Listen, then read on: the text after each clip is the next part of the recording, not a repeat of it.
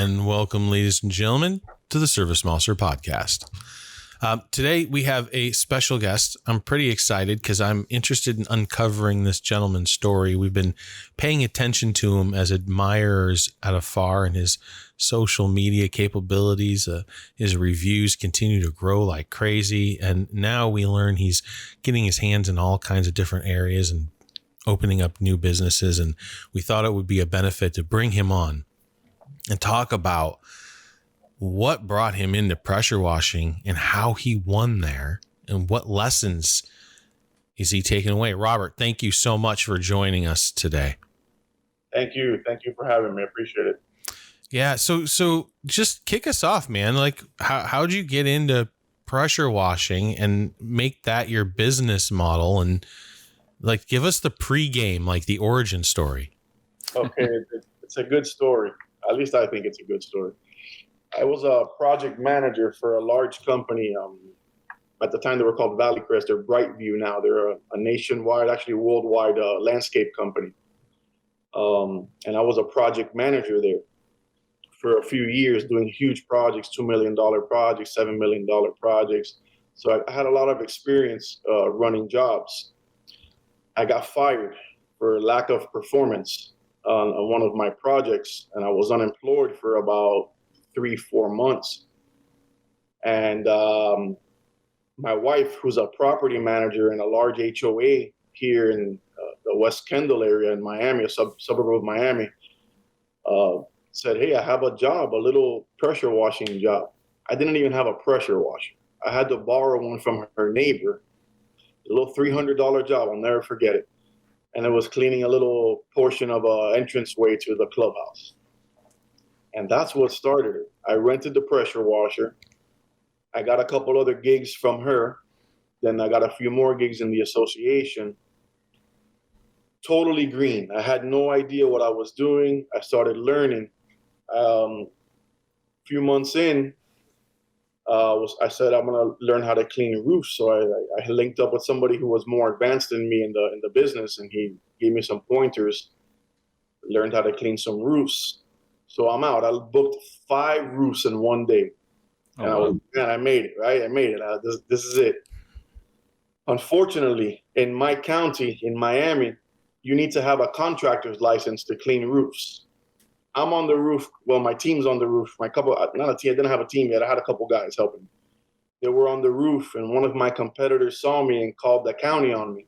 And the county showed up in 5 minutes, slapped me with a $5,000 fine for being an unlicensed contractor working on a roof. And nobody had told us we needed this type of license or nothing. I had a local business taxes we assumed that we needed. Turns out you need to have a contractor's license, go to school for it.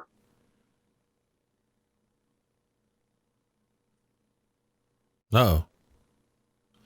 We lost you, Robert. Good old remote technical difficulties. Yep. Oh, you're back. You're back. I'm back? You're back. You're back. Had to go to school for it. Okay, so I had to go to school to get the contractor's license, pay some dues and take a test. I went back to the county, and then they were like, I said, they gave me 6 months to get the license. I got it in 2 days. I went super fast. I even had to find a qualifier. That's a whole different story, but I found a qualifier. Put my batteries on. I was able to get the license in 2 days. The county then dropped the fine of $5,000, and then they basically slapped me on the wrist. They told me, "Okay, you're in good standing now you're a contractor." At that point, my doors opened up dramatically. I started going after bigger projects. I linked up with Costco because a friend of mine was a manager at Costco. He gave me my first break, and I started servicing my local Costco store down here. We've been serving them for 5 years now. We have multiple stores. That was my first contract. And then I started looking. I used my experience in the contracting that I was doing with Valley Crest.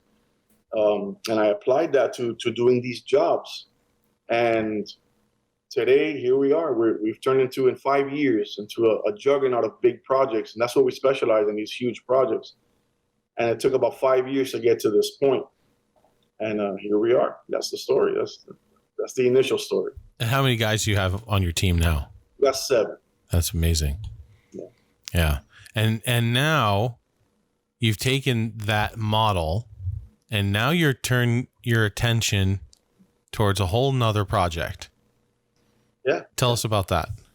Yeah, good question. We were very fortunate. The business was doing very well. It's doing very well. So I decided to, I don't know if this is weird, but I thought I would give some of my employees, 2 in particular, an opportunity to become business owners. And I brought 2 of them along. We bought a franchise of a artificial turf company. And now those two employees are owners now. They're business owners. First time, one's 27 years old and one's 36 years old. First time business owners. But I'm guiding them and helping them and giving them an opportunity to change their life. And they're eating it up. They love it. They're learning a bunch of stuff. So I took what I learned from the pressure cleaning company and we plugged it into the new franchise of artificial turf. And that's our new endeavor. Yeah. And how long has that been open? We just opened 2 months ago. And we're already doing about $50,000 a month in sales. Yeah, that's great. That's our second month. That's what we've done so far. So we're really proud and very eager to keep the business growing. And now can your pressure washing division come back to handle cleaning the turf at a later date? Exactly. We've parlayed that into, we do maintenance now for turf. So it's an added service, and I offer maintenance contracts as well for turf. There you go. It opened up, they crossed paths, and the businesses go hand in hand. On my turf projects, when we make a big mess, because we demolish, we use heavy equipment, we demolish driveways, and we make huge messes. I bring in my pressure washing company to do the cleanup. So they work hand in hand, and I bill for it in the jobs. Of course, yeah. So it's been a blessing. Yeah, very cool. Were those 2 employees kind of like your long-term guys who kind of were there from the start? Not from the start. They've been with me for about a year, but they were my hardest working guys. They were the ones that were there, always there early, always working late, never complained. They proved to me by their work ethic that they wanted something different. And I decided to give them an opportunity, and they're running with it. They're telling you they're green. They didn't know anything about this, and they're learning. They're neck deep in it. And what a brass ring you've created for anyone else who comes to work for you. Yeah, that's the truth. That's the truth. Yeah. You can really come and we have clips of this. I've been suggesting this for a long time. I call it going after the superheroes before they become supers, right? Being part of their origin story and being part of them as they came up. Like, who wouldn't want Captain America to work for them before he took the juice?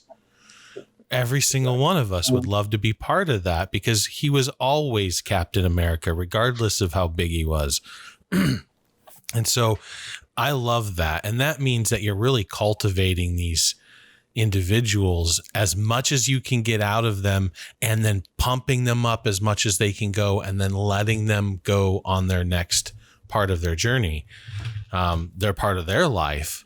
I think that's an incredible way to set up a company culture as long as you kind of have the heart of a teacher, right? And you're setting people up where you can, your wisdom and experience that you've gained can be communicated towards those individuals who are willing to receive it. And that's the key, right? Finding people who are willing to receive it. So you filtered them out already. And now everyone else can see this path that you've created, right? So bringing in people to say, look, you're not just pressure washing. I'm going to show you how to build a business.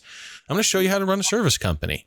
Like, so if you're thinking about a contractor license later, where you're going to do flooring and then you're going to go, start a flooring business, Like, I can give you the business knowledge required to make that happen. It's going to be better than a school. You're going to be earning a living while you're doing it. You're going to help me along the way. And yeah. Oh, by the way, you're going to be pressure washing shit. Like, that's just it. So we do, and we do the same thing here. We trade on people's passions. And so if you find people who are passionate about later investing in themselves and later and have the introspection, right, needed to later have a business, then you can set up a really good environment for them, especially in these smaller service businesses. I've always thought that. So well done, Robert.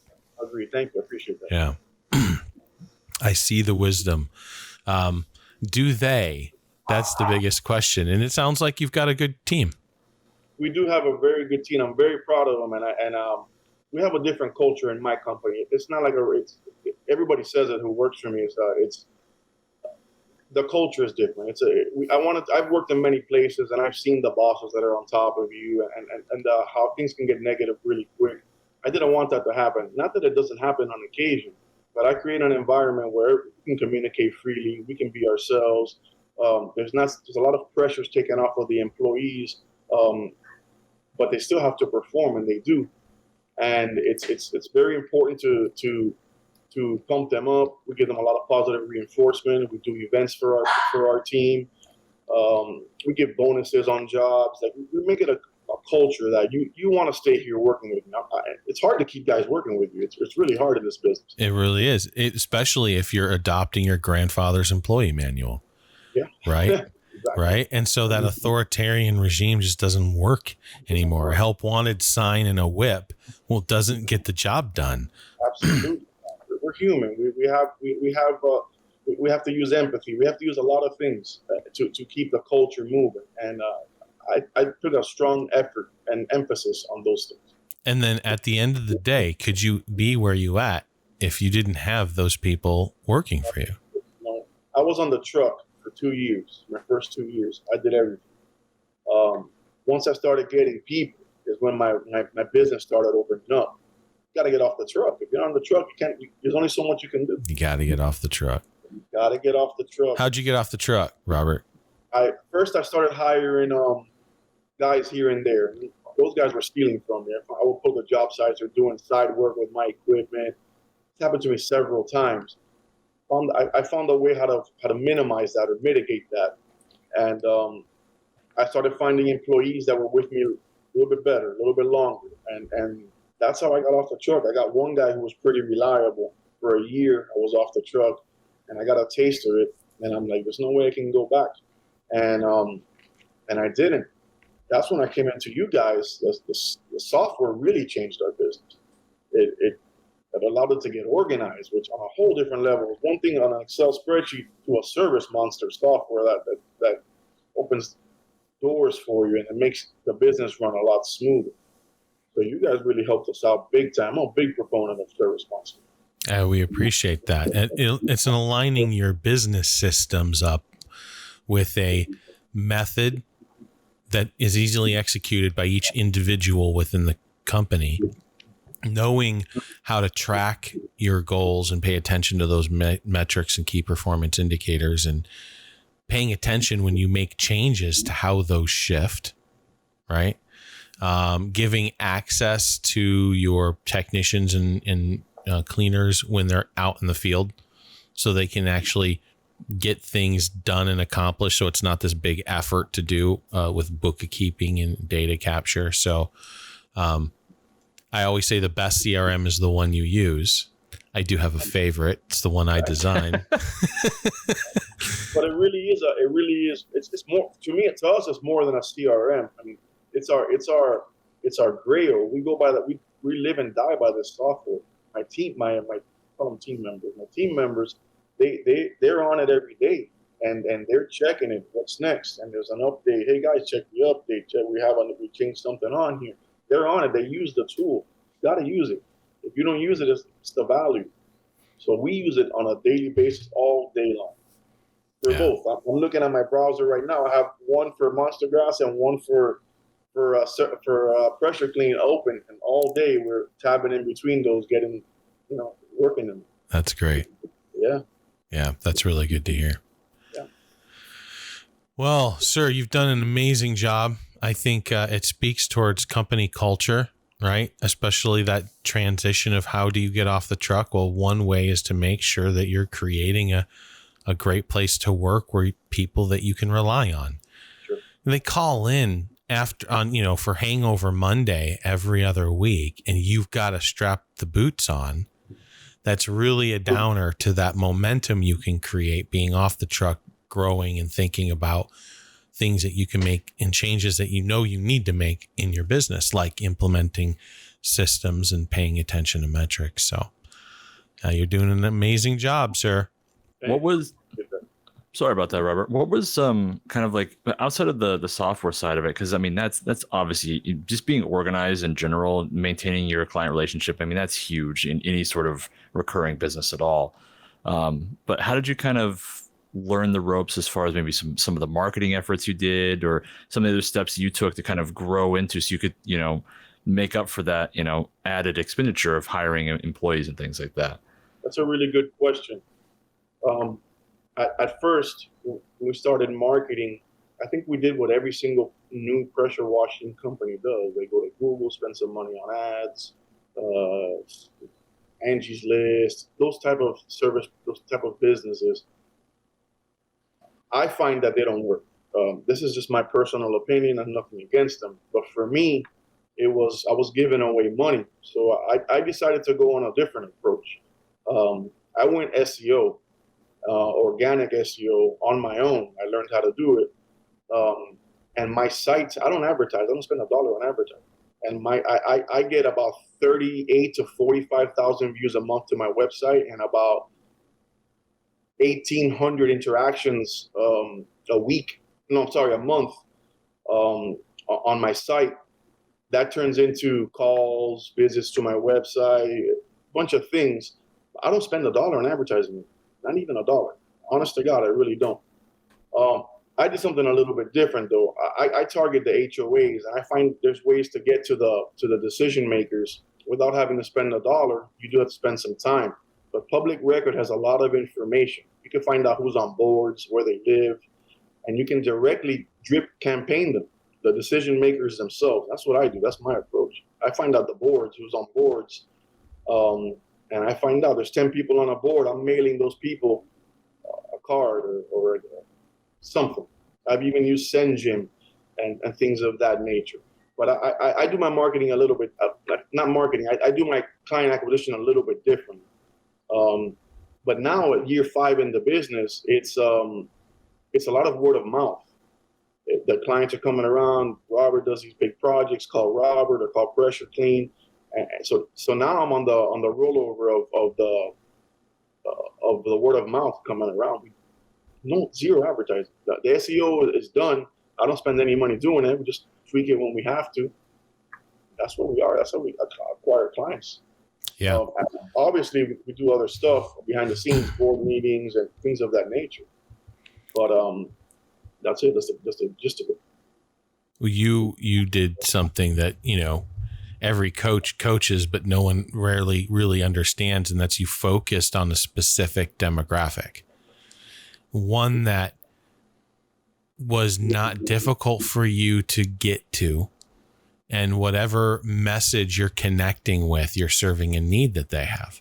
Sure. And so you figured out this little niche, right? And now you have this pool of leads you can go to. And then as you do a good job, of course, and we talk about when you hit that kind of 1% of your total marketable base and you do good work and you're getting repeat business, then it starts to take over. Referrals start to become your number one source of advertising. And so now you've got recurring clients or clients with new projects, new jobs, and then you've also got referrals on top of that. So something I noticed about that is the price doesn't become so much of an issue in these cases. Right. The client knows how you work, they have a history with you.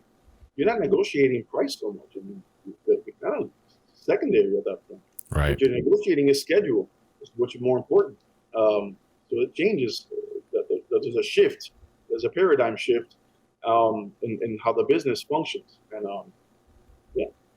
The other thing I love about this, absolutely, Robert, is that you took two gigantic strengths that you had right when you started. When you full on just explained, like, you were totally green at the start, but you had tons of experience on these large projects. So I mean, I'm sure that kind of got the brain gears tinkering as far as, okay, what can I leverage here? And then you also, talked about your wife getting you in with that HOA, initially. It sort of like kind of took you down that path organically.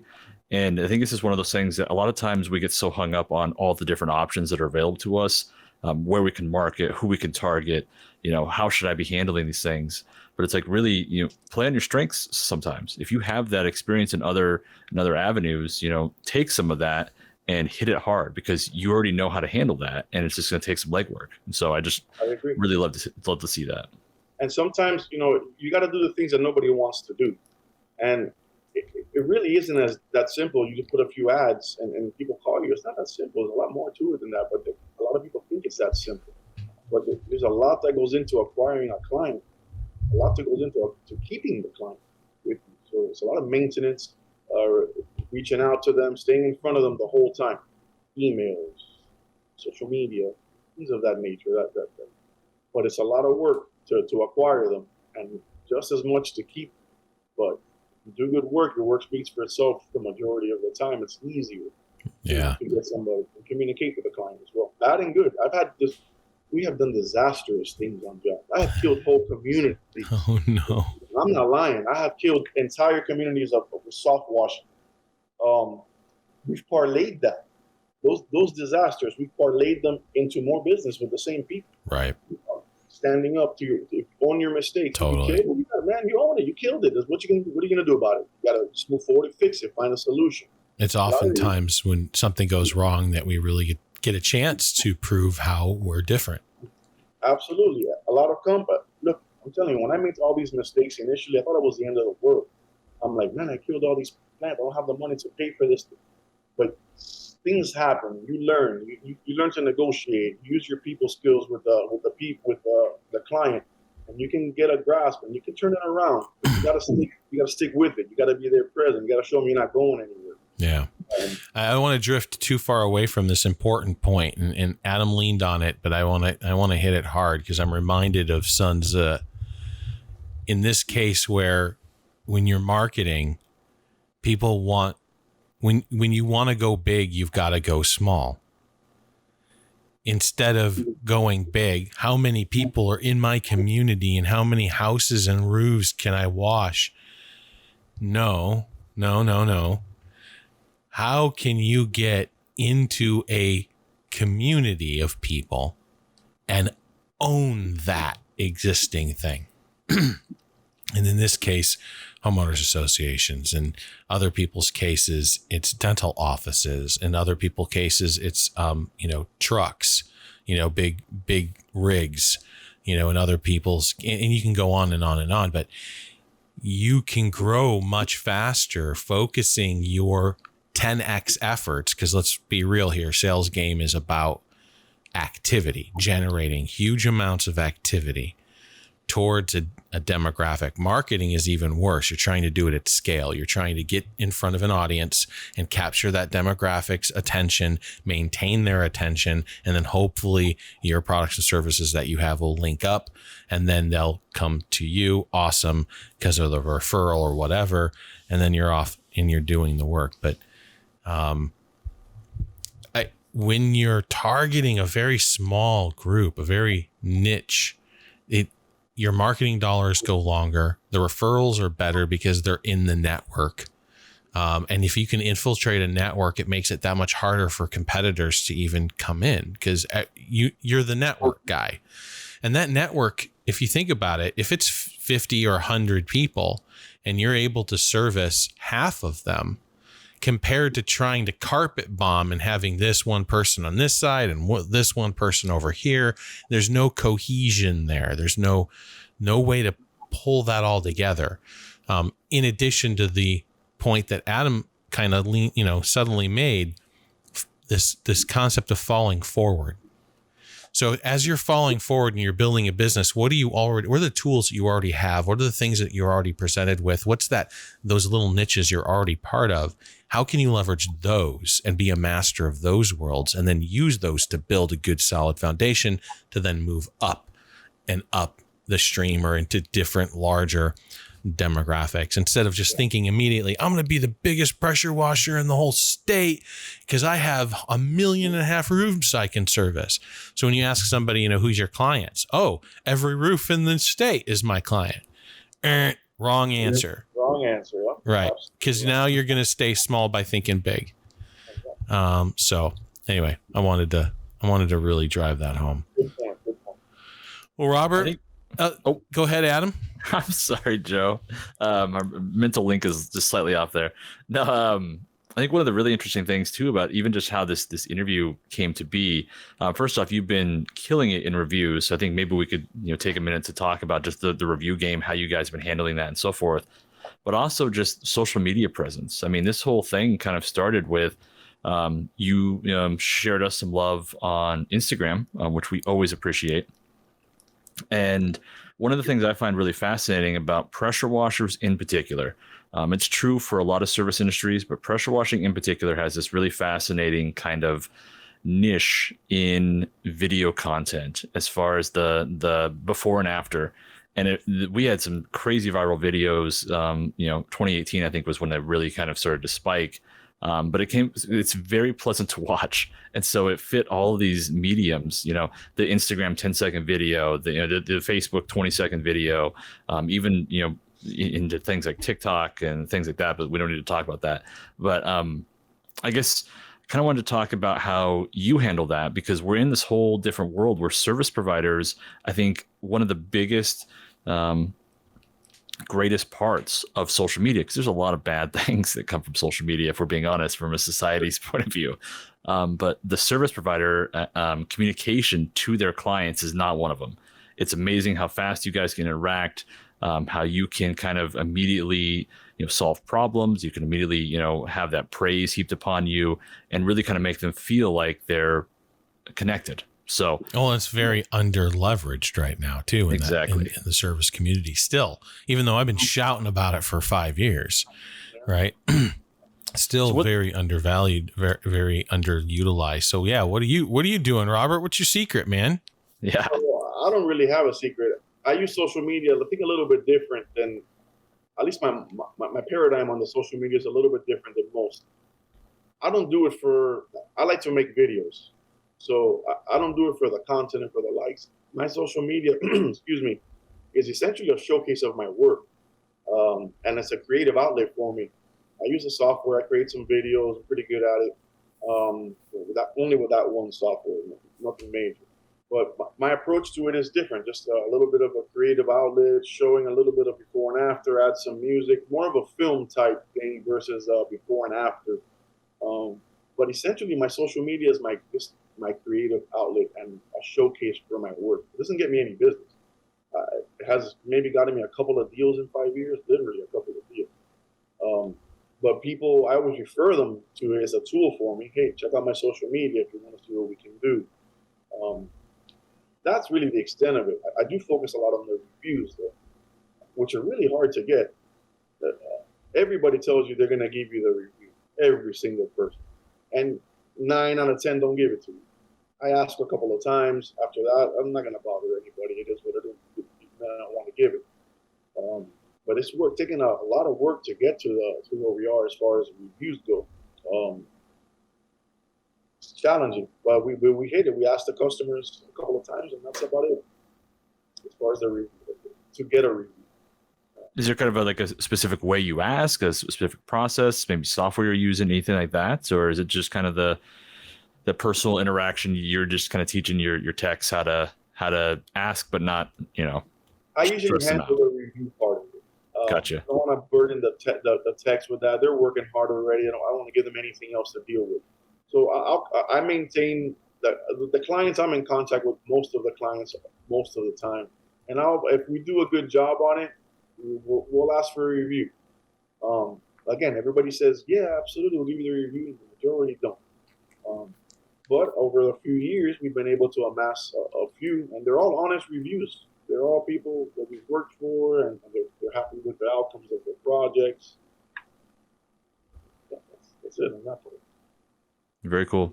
I have one last thing, I think, Joe, and then I'll get back to my comedic sideshow here. I wanted to talk about uniforms. The first thing I noticed when Robert came on here, I literally was just like, what a cool uniform. It reminded me of Waterworld. It's a big thing, water park in Denver. Reminded me of that, the water and whatnot. And this is a thing that I saw a lot on the onboarding side is new business owners trying to figure out, van wraps, uniforms, and things like that. And I personally, as someone who has never, been a business owner, I personally think it's critically important because you guys are entering homes, because you're coming onto someone's property, that you need to have something that sets yourself apart and looks professional and is also comfortable and so forth. So did you kind of grow into that, or was that something you kind of worked right at the beginning? You were like, we need to have uniforms and that's it. Right off the bat, one of the things that I learned early on when I worked with the Valley Crest and the big companies, everybody's in a uniform all the time. The big wigs to them, they're in a uniform. It may not be the same uniform, but it's a brand. They have their brand where they're working on. I wanted to have a little bit more cohesiveness and have everybody looking the same. So when we arrive at a job site, it gives the customer the impression like these guys are organized. It's the first thing they're going to see is everybody's they have a beautiful truck. Everybody's in a uniform. Everybody speaks politely to the clients, very respectful. These are mandatory things, and that we do, and it goes a long way. And I haven't had to teach my guys that; they know it. It's innate in them. So that's a positive thing. But the uniforms were a huge thing. We've gone through many types of them until we found these that are bleach resistant, from thin print, which are quality shirts. But uniforms were right off the bat, day one. We had little embroidered shirts or ironed on shirts. We started kind of crude, but we grew into something a little bit better like these. But it's hyper important, in my opinion, is to have a semblance of professionalism. Yeah, and like you said, it also helps build the brand over time. As you have that on your trucks and everything. Yeah. I mean, I don't know how many times Joe's talked about the service provider motto, essentially, and it's like even hit the bare minimum, just showing up and being clean, uniforms, things like that. It gets you way ahead of a lot of competition. You said something that I hear on a weekly basis. Miami has a reputation of having some shady contractors. It's unfortunate, but it is what it is, and I'm sure many of other demographics have the same thing. But Miami's kind of shady in that aspect. But one thing that customers always tell me is, you guys showed up. To me, I'm always surprised to hear that. Yeah. Like, well, yeah, I'm going to show up. What do you mean I showed up? Oh, I called 5 people and nobody showed up. And I'm like, okay, that's it. They're slipping. They're making a mistake. They're losing an opportunity. We show up. We answer our phones. We return our emails. The basic things that you have to do in business, do them all the time.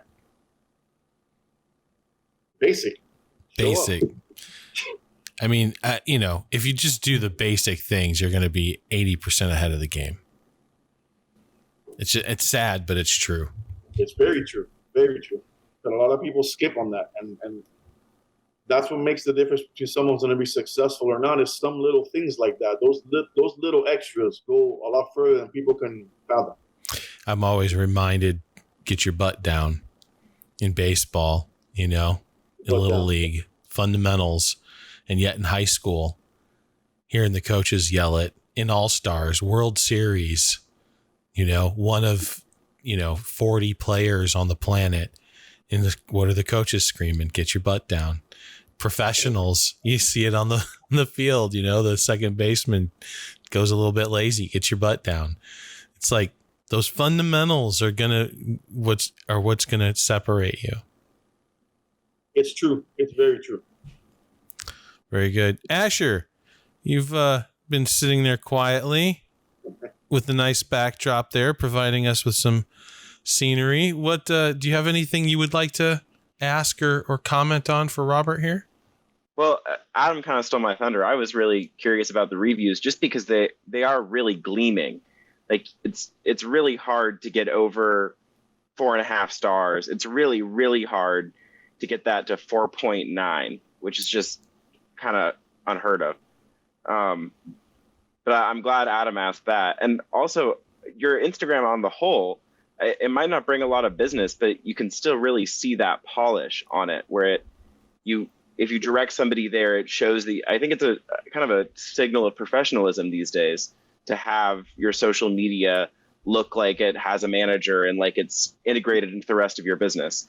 I would say that you're undervaluing your social media in terms of how many deals you may have closed, or at least influence it, right? We call that Loft, where people need to see your brand a few times, or they need to feel good about it because they see that you're not just professional, but you're reputable, and that you have multiple places where you show up and people are interacting with you. And, somebody seeing in passing that you have a strong Instagram presence and a couple really cool videos, that may make the difference when they call you next week. Sure. Right. And so, I think with that presence, you certainly are getting business benefit out of it more than just the 4 deals that you may have mentioned you closed. Right. There is another benefit to it. It's not, I wouldn't say cash flow, but it has a different benefit. That's exactly what you said. That's right. Yeah. Helps keep things in front of your audience and fresh. Anything else, Asher? That was my main thing. I'm kind of curious actually to hear a little bit more about the turf side of things. Just like, how does it differ operationally even? I would imagine they're very different spaces to be in. That's a really good question. The turf side is essentially a mini construction company. Mm-hmm. There's so much coordination going on with a subcontractor, the sand contractor, the turf distributor. It's literally a small construction company. The basis is all coordination, all of it. Way more coordination than in my pressure washing business. And you have to deal with a lot more. We deal with a lot of subs in this because I don't have my own equipment yet, like bobcats and things of that nature. So you're dealing with a lot of subs. It's a lot more challenging, a lot more time consuming. I'm losing my mind. I think I want to quit, but I'm not going to. But it goes through my mind because it gets so stressful that sometimes these contractors are not doing what they're supposed to do. But it's part of the game. I felt the same way when I started pressure clean. I had many moments of, I don't know what I'm going to do. But here we are 5 years later. So my wife reminds me all the time, remember how you felt when you were in pressure clean, when you started, stick to it. You're going to get through it. Sure enough, we get through it. Yeah. But it's a challenging business, but it's great. You learn a lot, and it's a new challenge in life that I'm looking forward to taking on really good and being very successful on it. I bought a local franchise here. And we're kicking butt, man. We're doing sales already. We're doing projects. So we have already done like 5 or 6 projects. We're on a big one now, and it's like, wow, it's crazy. Yeah. Once in, you'll get there. Yeah. You'll get there. That's good. Yeah. Well, Robert, any other parting words of wisdom you'd like to share? You've been a great guest, and we've really enjoyed kind of going through the nuggets, as it were. What else would you like to part us with? I have something else to say. I want to just take a moment to talk about the software, which I can't say it enough, guys. It's changed our business. Like, it's changed. The scheduling is amazing. At a glance, you can see what's coming up. I have a hard time that when people call me, I like to service them quick and get them on the calendar quick. I can just look at it 2 weeks in advance and I say, no, I can get them onto this date in a flash. One of the things that we use. The email communication is on it is great. The forms that you guys had, the CRM.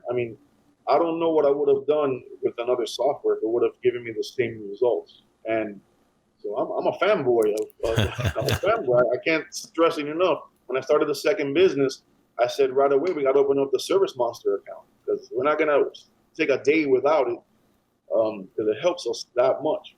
So I want to say thank you to you guys for having the imagination to create that product and that you constantly improve it. Every time I call for help, I get help immediately.